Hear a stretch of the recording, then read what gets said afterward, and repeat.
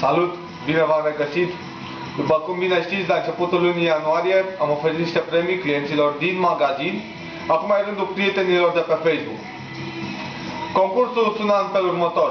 Intrai pe shophdo.ro, căutai perechea de ochelari care vine împreună cu căștile Skull Candy, trimiteai link-ul și dădeai like pentru confirmare. Avem aici 70 de câștigători, posibili câștigători, cei care au nimerit acea pereche de ochelari. Acum să stăm cu ochii ațintiți asupra urnei.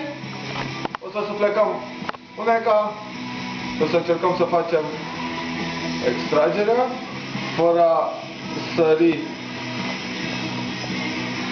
Și marele câștigător sau câștigătoarea căștilor Skull Candy este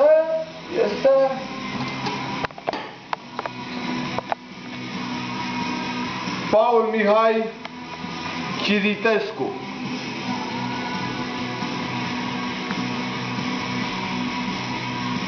Felicitări! Ai câștigat niște căști Skull Candy. O să te contactăm să-ți alegi perechea dorită. Până atunci mulțumim celor care au fost pe Facebook foarte activi. Mulțumim numărului mare de concurenți și nu uitați, ăsta este doar începutul. Stați atenți și să prindeți premiile cele mari.